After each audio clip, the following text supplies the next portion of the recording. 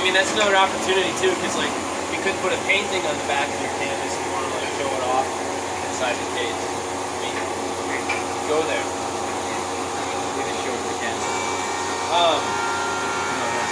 So just pass some samples around. This was the one that I was talking about where it's been shellacked and waxed in between the slats. I broke the edges. I cut off some pieces because I was doing some tests in the laser cutter.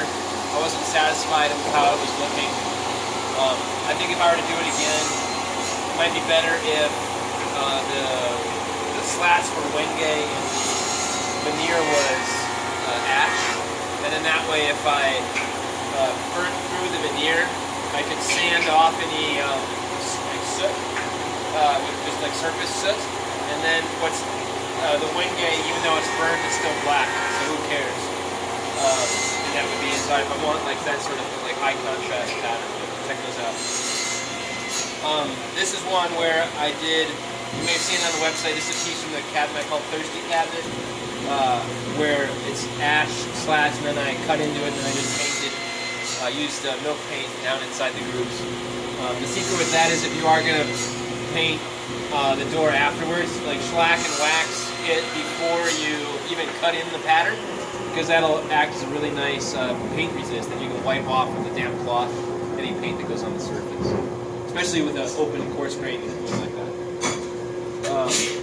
That cabinet that I drew quickly on the door that had, or on the board that had doors that slid past each other, that was called Snake Cabinet. And so I thought it was interesting to do slats that had a weird shape to them. The way this one works is that the radius on the outside matches the radius that's on the inside in order for this to work. And so long as there's a straight that matches the straight at the bottom, you can just put fabric in strips across the back, and that works okay. And I discovered this when I was at a junk store, and I saw a small bread box, like back in the day when they had bread boxes on countertops, that had a little tiny tambour door on the front of it. And I was like, oh, tambour door! Oh shit, there's only 3 slats that are fabric on there. And I was like, I can just do strips instead of covering the whole thing with fabric. So that works. That's just plywood, and you need plywood in that situation for strength. Short range issue. This was a product I saw from, I guess, Plyboo, where it's basically wainscoting material that they would, but it's like a bamboo product. But it already comes with the fabric on it, so I was like, oh, just go buy a ready-made door and put it in the cabinet.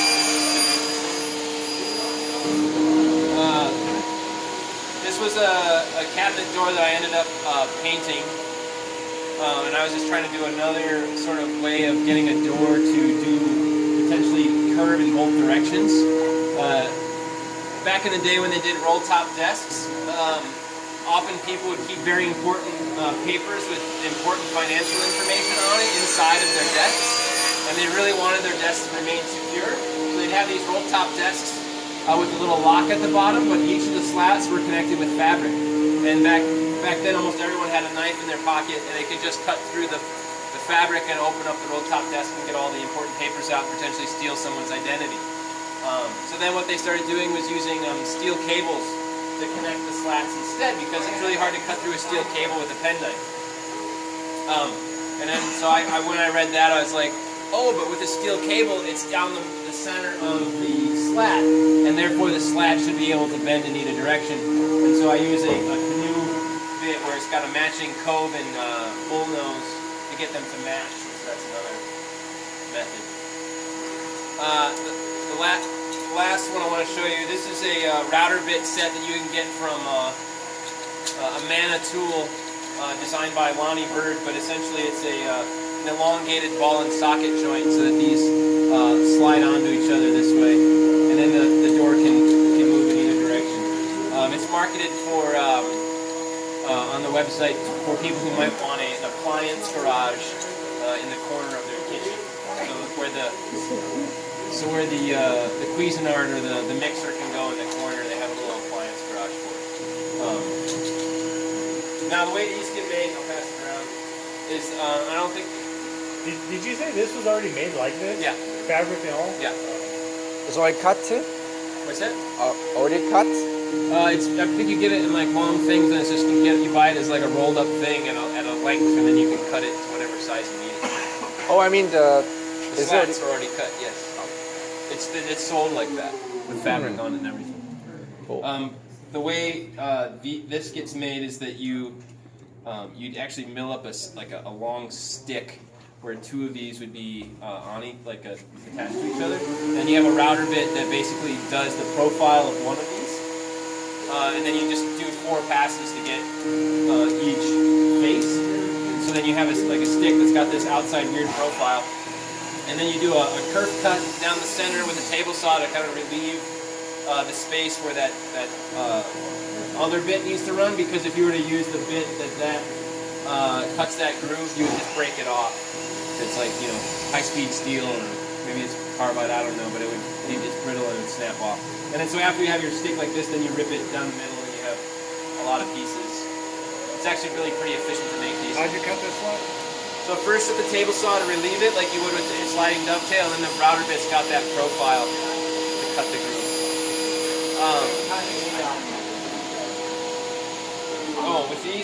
With these, instead of cutting a groove like a rabbit on these, you cut a 1/2 inch wide groove so that the whole slat is down inside the groove. It's not as aesthetically pleasing or fine as doing something with fabric, right? But no other door can bend in both directions. The problem with this one is that the radius for the way the door can travel is I think 4 inches is the radius. It's huge, yeah.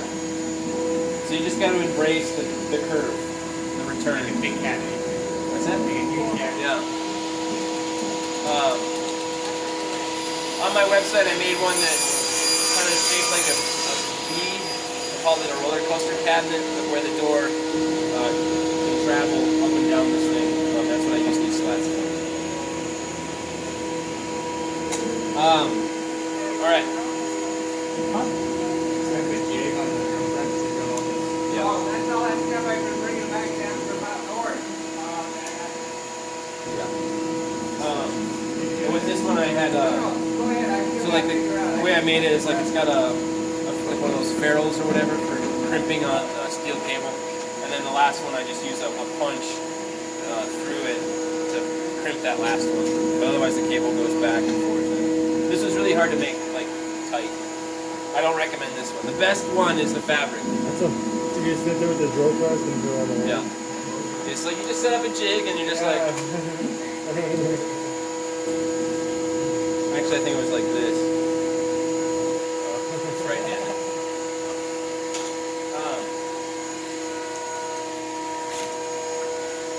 So these are my big fails that I did before. But this is essentially a jig that all of us can use. I mean, I can make another one if we end up getting a little bottleneck for those who want to use it. I prefer using something with a melamine base, because if you do get glue on it, it doesn't stick, and that's convenient. The key features of this.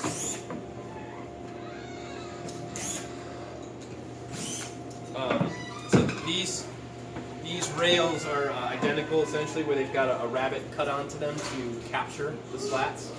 I've got these ones loosened so that a door could slide underneath there, maybe not with the fabric on there.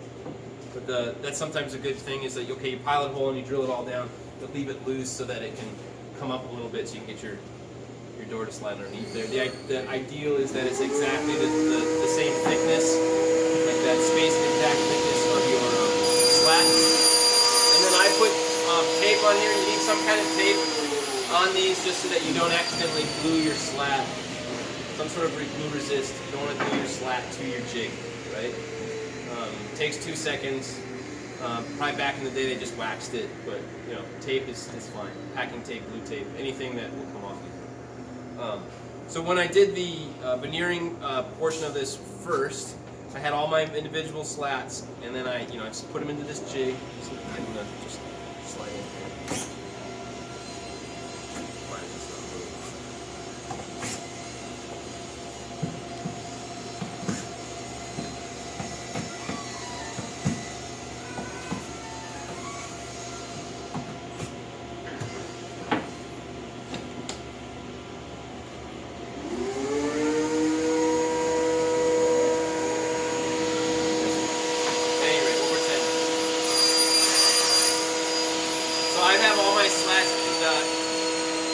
It's not so important if they're cut exactly the same length, because I was just kind of in a hurry and I like rough cut them on the chop saw, and I leave them oversized by at least an inch.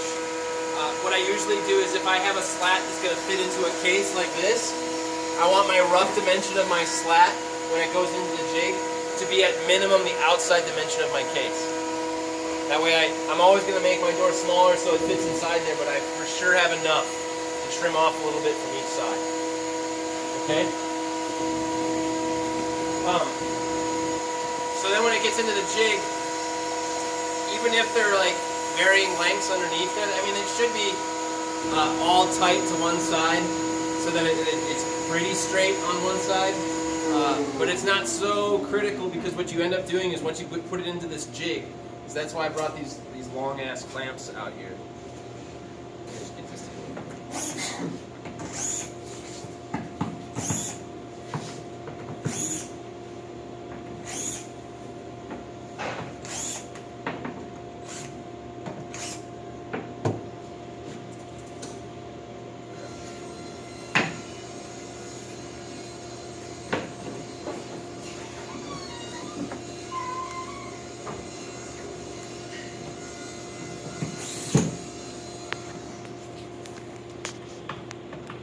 So I've cut this piece of melamine to be square on this corner, and I've got this as my sort of indexing corner, so that this board has been milled as flat and square along that edge. And then could go wrong, goes wrong.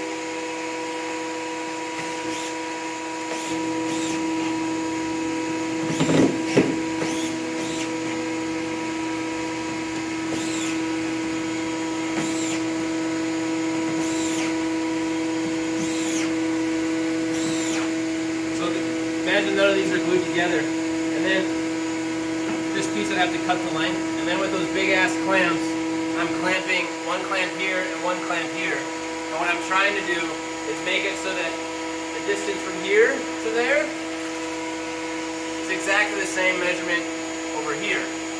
So that if they're identical, then my door is square as it's been glued up, because I want to apply basically the same amount of pressure on either side. It's a key thing. And so what's great then is having that crank out there, so I go just a little bit, because usually when I first clamp them up, I'm out maybe by about somewhere between an 1/8 and a 1/16 of an inch usually. You know, over that amount, like there could have been any number of, that many slits could have been any number of things that went wrong, so they're not exactly parallel. But you know, being able to clamp it so that it's square is key. And that's a whole bunch of pressure that's inside of there. I mean, it's probably hundreds of pounds between each of those slats, which now they've got, in this process, they've been shellacked and waxed in between there. And then it's applying, usually what I'll do is I'll put some tape, I'll put a line of tape right next to the holder, so that way I don't have to get tape right up next to the holder. And then I roll glue on there, and then I peel the tape off, so that I have this nice clean line here where I don't have any glue. And then that's when I put the veneer on, and then right there next to Mikey, I have these boards. And so I cut for veneering it, I cut a piece of 1/4 inch melamine, so the glue wouldn't stick to it. Put this on top of there, and then with the 1/4 inch, or with the 3/4 inch MDF, this went on top of that, so that this MDF was proud of my jig, so that I could get pressure on the bag press and push all on this surface. And the bag press is how I glued the veneer on. Does that make sense? And then once that was dry, and I did both at the same time, because why would I want to do 2 glue ups when I could do 1 glue up and be done with it? Right? Hence the big ass jig. And then they come out. The whole thing gets turned over. This is when I would straighten out the edges, and so that they're closer to the final dimension, but not necessarily the final dimension. So they're all you like cut it at this time. It was all like uneven.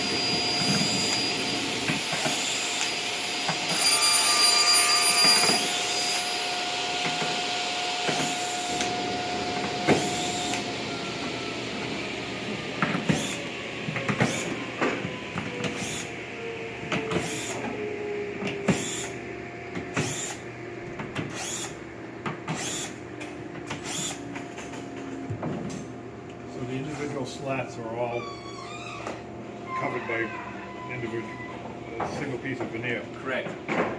So you take them over to a saw now and cut them to length, or? Right, so at this stage, they may have not been even yet on the ends. And I think what I ended up doing was, like, because the veneer pattern on this was so linear, I wasn't so worried if there was a little bit of a shift vertically because the grain lines up here. But if I had, say, like, if anybody's been following Ports in studio with their fancy veneered cabinets on Instagram, where they've got these crazy burls that need to be perfectly lined up over a timbre cabinet, you would really, really want these to be like even at this point, because if you were to cut them apart, you need that end to be an indexing or reference edge. So that might be a really good idea, that if there's at all any sort of indiscrepancy at this point, you put veneer on there, is to, as a whole piece now, because all these slats in this case would be glued together because they have a continuous piece of veneer on one face of them, it would be really wise to flush this up. So you use a track saw or something? Yeah, you could use the track saw to do the first edge. Usually what I do is I just go to the table saw. For your first edge? Yeah. Because what ends up happening is I have a couple that are even, and some down the line that are even still, that they're in contact with the fence. And for me, that's enough. Or I can go to the panel saw and put that edge against the panel saw, and then. So when do you put the cloth on? So then, in this case, like, okay, so imagine we've cut this all sweet and we have it all together with veneer. What I did at that point was I turned it over, and the veneer side was down towards that bending jig. And so that, now remember there's no fabric on there at this point, so that all these slats are pulling apart from each other like they're in a timbre door. And so then I'm just slicing with a razor knife between them as they fold open, and then setting them aside very carefully. So then you put them back in this fixture? Right, and then I put them right back in this fixture with that veneered side down. Do the same whole situation. This goes back on, clamp, measuring, be exactly the same. Fabric goes on. Same thing with the tape. And what's also cool is when someone goes and does this for realsies, there's a really sweet way of, you put the tape down, like right next to these edges here. And then you take like a 3/4 inch thick piece of MDF, and you go and like cut the tape. Now the tape is usually an inch thick, and then you cut the tape, so now you have a perfect 3/4 inch wide piece of tape in your glue line, and then you apply the glue, peel off the tape, put down the fabric, let the fabric dry. But then that means that there's a tiny bit of material here on the side that doesn't have any glue underneath it. But like you can see, I've got this down. I've got this really nice, pretty straight line underneath here. And then what I do then is I take that same stick, like that 3/4 inch MDF, and before I take it out of the jig, I go and I cut the fabric with that same 3/4 inch piece, and so that I'm cutting it right where the glue stops. Everybody following me? And that works really nice. You get this really nice edge. Is it yours? Yeah. And it's really satisfying when it comes out. I just do this part for like 5 minutes. Each time. Oh no, it's meant to. And then you put it on a CNC machine where the touch-off sensor's not working properly, and screw it all up. And then all that work, and then sweet Instagram posts. You just walked through, he's over there, he's looking for Gabe. Gabe, because he's reading the movie that he did that. Yeah.